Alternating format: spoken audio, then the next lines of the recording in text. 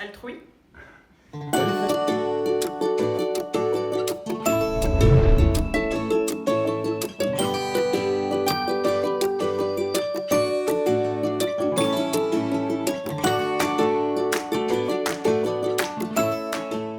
On a besoin d'altruisme pour des raisons évidentes et moi je vais vous parler de ma raison. Je dirige un média et le risque du média, alors que ça veut dire faire le pont entre, c'est d'adresser des messages et de ne pas écouter les retours des lecteurs et les besoins de ceux qui lisent. Donc l'altruisme, pour moi et pour nous chez Care News, c'est essentiel pour garder le lien envers tous les gens que le virtuel ou le papier, tout ce qui peut mettre une barrière entre nous. Et aussi on essaie de mettre les gens en lien entre eux, même si nous on n'est pas là, parce que c'est peut-être la chose la plus altruiste qu'on peut faire.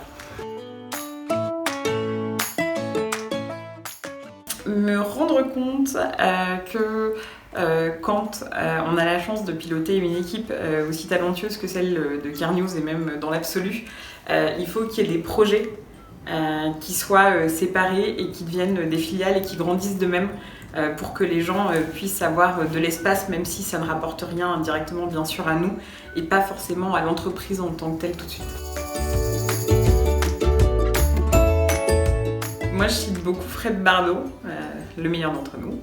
Simplon, c'est une école qui aide les personnes éloignées de l'emploi et de la société à apprendre à coder gratuitement pour pouvoir trouver facilement un travail, plus facilement un travail. Et Simplon, c'est un projet qui doit avoir une dizaine d'années.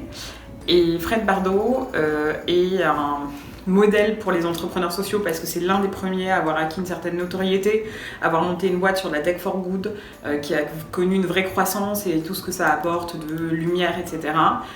C'est quelqu'un qui est resté hyper droit dans ses bottes sur tous les messages qu'il a passés, qui a assumé hyper bien ses défauts comme ses qualités, qui est toujours aussi accessible maintenant qu'il y a 7 ans. Et c'est quelqu'un qui, je trouve, soutient beaucoup les autres et transmet beaucoup de ce qu'il a donné, tout en n'essayant pas de formater ou de modeler les gens selon ce que lui souhaite.